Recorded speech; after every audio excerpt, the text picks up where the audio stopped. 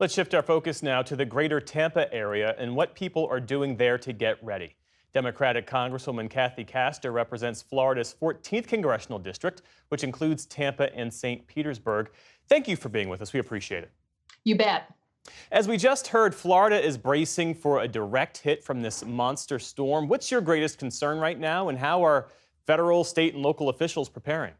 Jeff, we have an impending catastrophe on our hands because less than 2 weeks ago, we were swamped by a historic storm surge from Hurricane Helene, a storm that was 100 miles off the coastline, but threw up so much water that it flooded out thousands of my neighbors across Pinellas County, Hillsborough County, Tampa, and St. Petersburg. It's devastating. They have their whole lives out on the street corner, and we were in response mode, just trying to help them survive and get the assistance they need. And then here comes a monster Hurricane Milton that is just going to upend everything and have an even harsher impact. Yeah.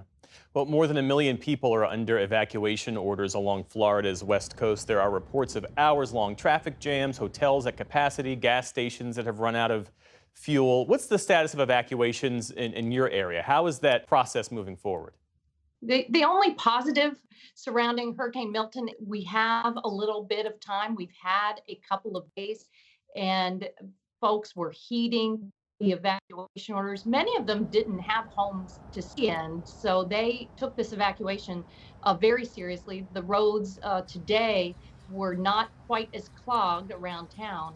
Uh, People are scared.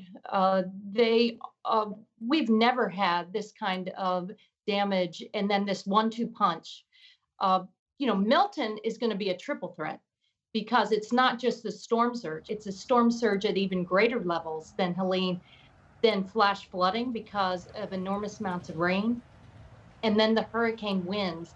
And watching Milton intensify so rapidly out there is just put people out on the roads. But I have to tell you, there's still some folks that I've heard from today that said, well, you know what? I'm going to go to the second or third story and ride this out.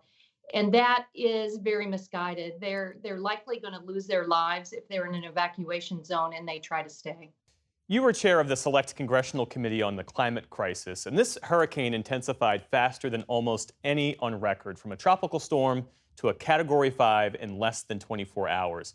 What does that suggest about the threat that climate change poses, and what does it mean for the areas that you represent, these low-lying coastal areas? Climate risks are growing. They're growing exponentially, whether it's wildfires or extreme heat, longer, hotter summers. And here, in a very dramatic fashion, the rapidly intensifying hurricanes, because the Gulf of Mexico is incredibly warm. Down in the Keys, the waters were like a sauna practically, and that is jet fuel for these hurricanes. And people aren't used to that. They're used to maybe having a little bit of time and giving the forecasters the ability to tell them to get out of harm's way. But this is the new abnormal. And I'm very proud that we adopted a lot of climate pollution reduction policies in the Inflation Reduction Act and the Infrastructure Law, but we have got to act urgently. We have got to do more.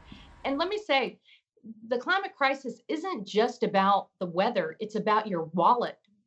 Insurance is exorbitant in Florida. Your electric bills now, because you have to run your air conditioner longer, they're out of sight. So this is impacting our way of life here and making it so expensive that folks will say, I can't afford to live in Florida any longer. Democratic Congresswoman Kathy Castor, thanks for your time, and we're certainly wishing you the best, as well as all the people in the affected areas. Thanks. We're going to need it.